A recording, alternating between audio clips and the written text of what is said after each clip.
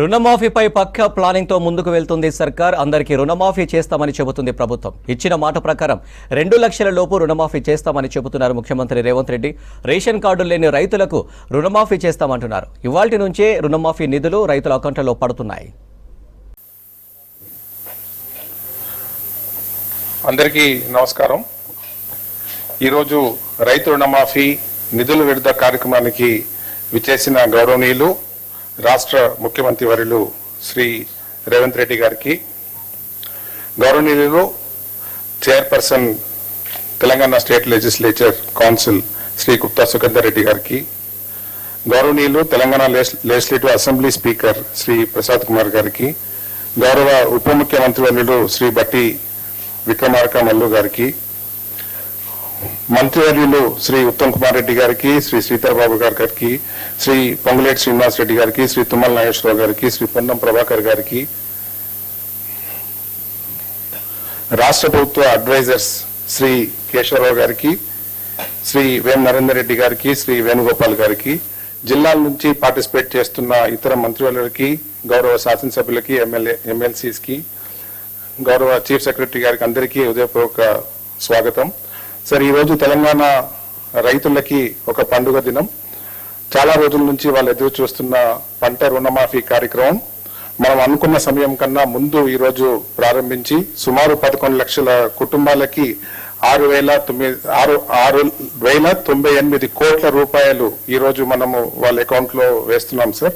ఈ సందర్భంగా రాష్ట్రంలో 566 రైతు వేదికల నుండి రైతులు పార్టిసిపేట్ చేస్తున్నారు సార్. ఈ రోజు మనం ఇంకో ముఖ్యమైన కార్యక్రమం కూడా లాంచ్ చేస్తున్నాం సార్. మనం జనవరి నెలలో రైతు నేస్తం అన్న కార్యక్రమంలో రైతు వేదికలకి వీడియో కాన్ఫరెన్స్ సిస్టమ్ అనుసంధానం చేసే కార్యక్రమం మీరు లాంచ్ చేశారు సార్. ఈ రోజు ఇంకొక 500 సెంటర్స్ మనము కొత్తగా ప్రారంభించుకుంటున్నాం. ఇది క్రమేపీ అన్ని రైతు వేదికలకి తీసుకెళ్లాలన్నది వ్యవసాయ శాఖ ఒక ఉద్దేశం సార్. సో మీ సపోర్ట్ తో ఇది ఈ సంవత్సరం కంప్లీట్ చేద్దామని ఉద్దేశం సార్. సో దీని ద్వారా మనం రైతులకి ఇక్కడ నుంచి ప్లస్ సైంటిస్ట్ నేరుగా మాట్లాడుకోవడానికి అవకాశం ఉంటుంది సార్.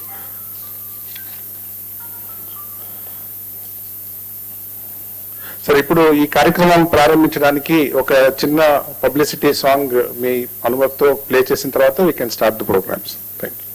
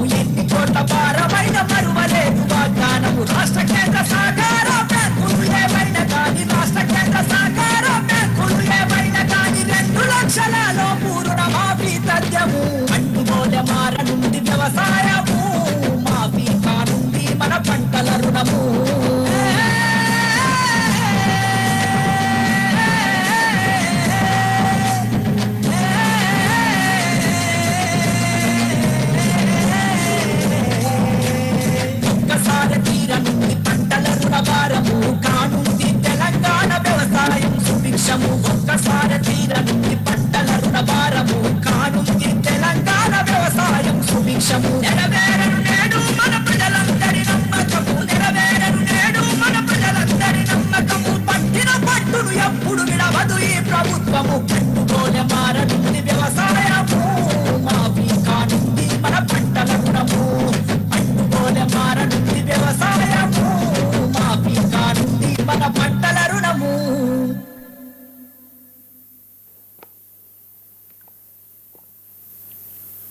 సార్, ఈ కార్యక్రమంలో భాగంగా ముందు వ్యవసాయ శాఖ మార్చుల్ని సభను ఉద్దేశించి ప్రసంగించాల్సింది కోరుతున్నాను సార్. దీంట్లో రైతులతో ఇంటరాక్షన్ చేయడానికి కూడా అవకాశం ఉంది సార్. ఎప్పుడు వీలైతే అప్పుడు రైతులతో కూడా ఇంటరాక్షన్. గౌరవనీయులు, దేశ రాజకీయ చరిత్రలో ఒక సుదినం, ఒక చారిత్రాత్మక దినం, రైతు లోకానికి ఒక పెద్ద పండుగ. భారతదేశ రాజకీయాల్లో కూడా ఒకే ఒక్కసారి మన్మోహన్ సింగ్ గారి నాయకత్వంలో ఆనాడు యూపీఏ ప్రభుత్వం దేశం మొత్తానికి కలిపి 70,000 కోట్లు రుణమాఫీ జరిగింది.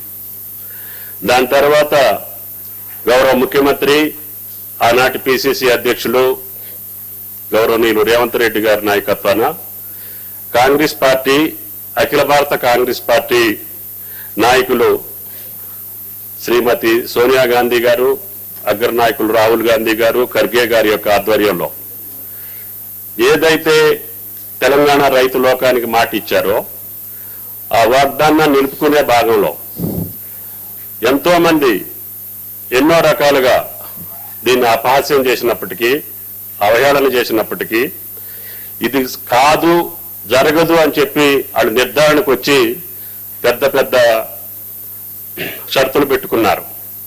వాళ్ళు పదవులే కోల్పోయేటటువంటి రీతిలో వాళ్ళు సవాళ్లు విసిరారు.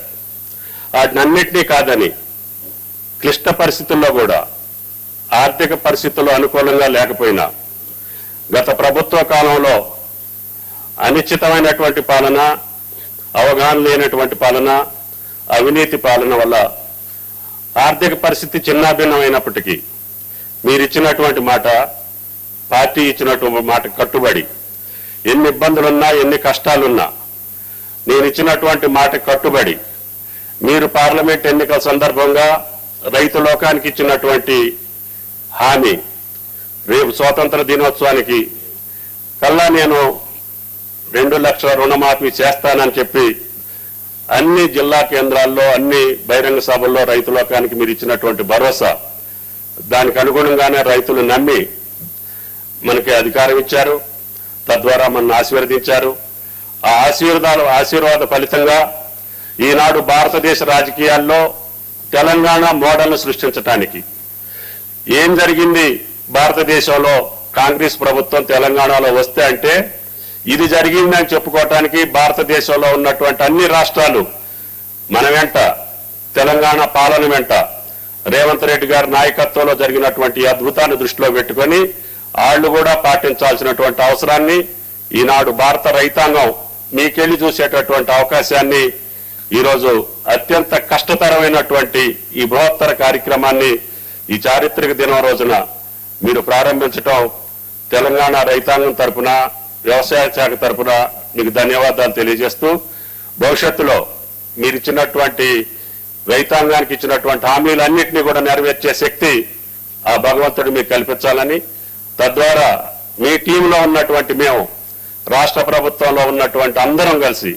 పార్టీ ప్రజాప్రతినిధులు అందరూ మీరు ఇచ్చినటువంటి హామీలు సజావుగా, సక్రమంగా, సవినయంగా రైతాంగానికి, ఈ రాష్ట్ర ప్రజలకు అందించడానికి శాయశక్తులా కృషి చేస్తామని, అదేవిధంగా అధికార యంత్రాంగం కూడా మీరు పెట్టుకున్నటువంటి టీము భవిష్యత్తులో మన పాలన చూసి, మన రాష్ట్రాన్ని చూసి పక్క రాష్ట్రాలు అనుకరించేటట్టుగా మన పాలన కొనసాగాలని, ఈ సంవత్సరం మంచి వర్షాలతోటి మీరు ఇచ్చినటువంటి ఈ చేయూత, ఈ భరోసా, ఈ యొక్క రుణమాఫీ వల్ల తప్పకుండా పసిడి పంటలు తెలంగాణ వ్యాపితంగా అన్ని జిల్లాల్లో అన్ని పంటలు సక్రమంగా, సవ్యంగా ఆ భగవంతుడి దయ వల్ల పండాలని, తప్పకుండా మీ ఆధ్వర్యంలో తెలంగాణ సుభిక్షంగా ఉండాలని, రైతాంగం ఇంకా అనేక కార్యక్రమాలకు అనుకూలమైనటువంటి తెలంగాణ రాష్ట్రాన్ని అన్ని రంగాల్లో ముందుకు తీసుకెళ్లడం కోసం మీరు ఇచ్చినటువంటి ఈ చేయూత, ఈ భరోసా, ఈ ధీమా రైతాంగం గుండెల్లో పెట్టుకొని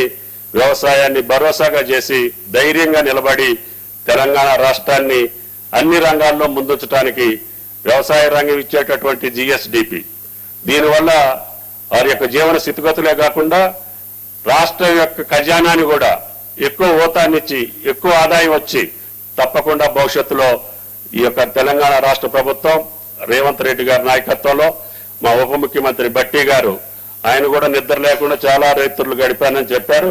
తప్పకుండా మీ ఇద్దరి కష్టం ఫలించాలని ఆ రకంగా మన అధికారులు, చీఫ్ స్పెషల్ సెక్రటరీ రామకృష్ణరావు, ప్రధాన కార్యదర్శి శాంతికుమారి గారు, సహచర మంత్రివర్యులు, ప్రియమైన అధికారులందరూ చిత్తశుద్ధితోటి ప్రభుత్వం తలపెట్టిన కార్యక్రమాలను ముందుకు తీసుకెళ్లాలని, అదేవిధంగా ప్రకాష్ గారు ఎస్ఎల్బిసి ఈరోజు ఉదయం కూడా మాట్లాడారు.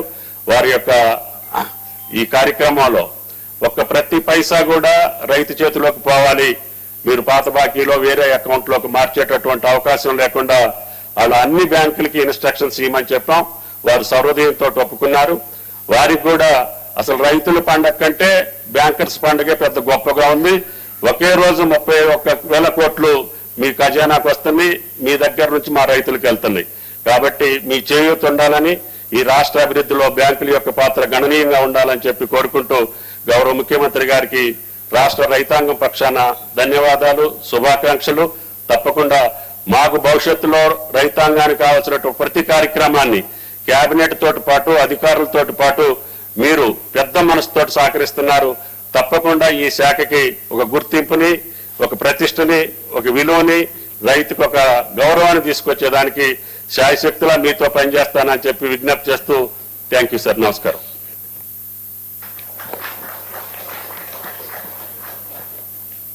Thank you sir. ఇప్పుడు గౌరవ ఉప ముఖ్యమంత్రులు శ్రీ బట్టి విక్రమార్క గారిని రైతులను ఉద్దేశించి ప్రసంగించాలని కోరుతున్నాను.